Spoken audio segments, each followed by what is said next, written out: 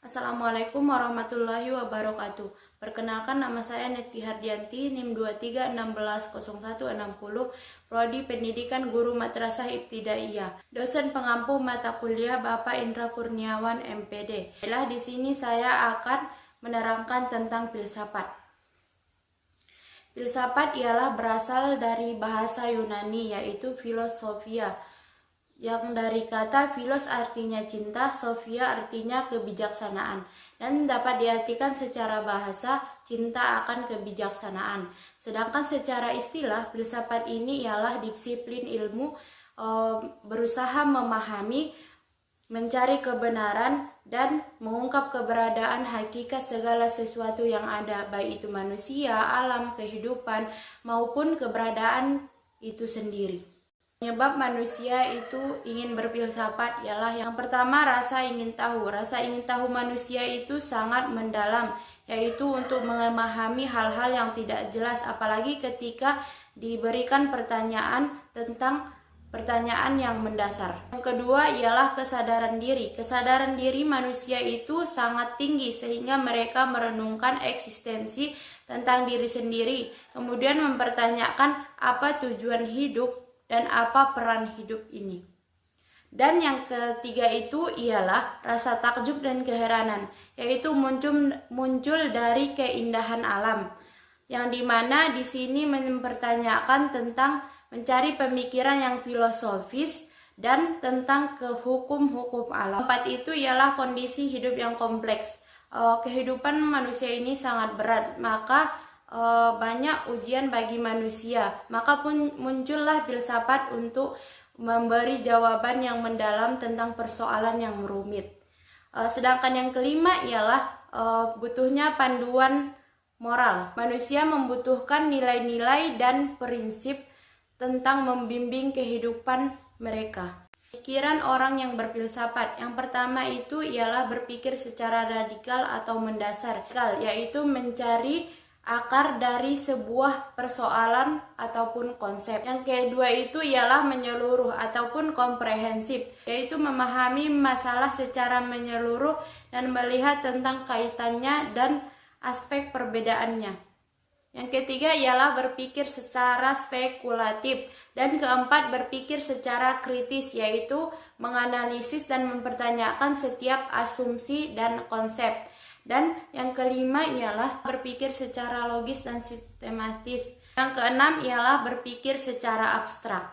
Manfaat untuk mempelajari filsafat ini ialah membuat kita mengembangkan pemikiran yang kritis. Yang kedua, meningkatkan pemikiran yang mendalam. Yang ketiga ialah membantu menemukan makna untuk tujuan hidup. Yang keempat ialah mengasah kemampuan dan memecahkan masalah. Yang kelima yaitu memperkuat nilai dan prinsip moral. Yang keenam, mengembangkan keterbukaan dan toleransi. Di filsafat ini kita diajarkan untuk memahami perbedaan pandangan dan juga perbedaan pendapat. Yang ketujuh, meningkatkan kemampuan komunikasi dan argumen. Dengan berpikir secara logis dan sistematis, filsafat juga meningkatkan keterampilan komunikasi kita. Filsafat mengajarkan kita untuk mendekati perbedaan ini dan tidak mudah untuk menilai dan juga tidak mudah untuk menghakimi. Relevansi filsafat dalam kehidupan sehari-hari. Yang pertama yaitu menghadapi permasalahan dengan terbuka. Dan yang kedua itu mengambil keputusan yang bijaksana, baik itu dalam kehidupan sehari-hari seperti pekerjaan, keluarga, dan kehidupan kita pribadi. Kemudian yaitu membantu kita untuk memahami diri kita sendiri dan juga memahami orang lain. Kemudian yaitu menjadi warga negara yang baik. Dengan mempelajari tentang filsafat politik dan etika, maka kita mengetahui akan hak dan kewajiban serta keadilan kita. Awali dengan filsafat alam, yaitu mencoba memahami hal-hal yang mendasar bagi alam semesta. Misalnya Thales menyatakan bahwasanya air adalah dasar prinsip dari semua hal. Sedangkan Thales menyatakan yaitu dia memperkenalkan tentang filsafat moral yang berfokus pada etika dan pengetahuan. Sedangkan Plato dan Aristoteles mengembangkan tentang pendekatan yang lebih sistematis, yaitu mencakup tentang epistemologi, metafisika, dan logika. Sebab kebangkitannya ialah rasa ingin tahu yang besar serta memahami tentang alam dan realitas kehidupan.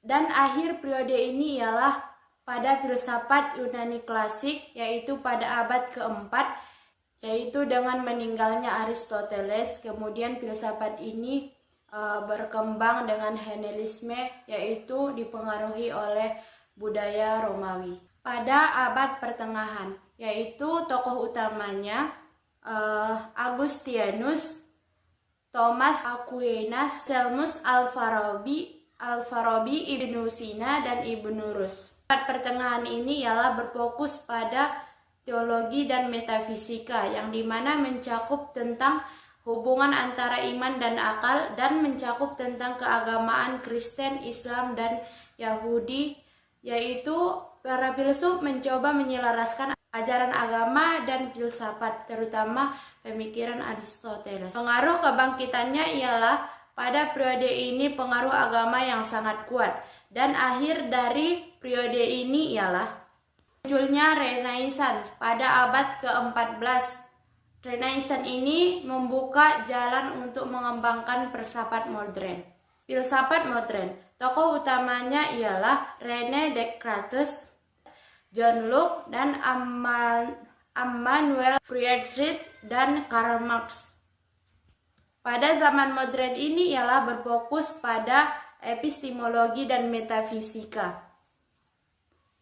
Descartes menyatakan "Cogito ergo sum", saya berpikir maka saya ada, dalam filsafat nihilisme. Sedangkan John Locke menyatakan bahwa pengetahuan itu berawal dari pengalaman, yaitu tokoh empiris. Kemudian berusaha mengintensis rasionalisme dan empiris.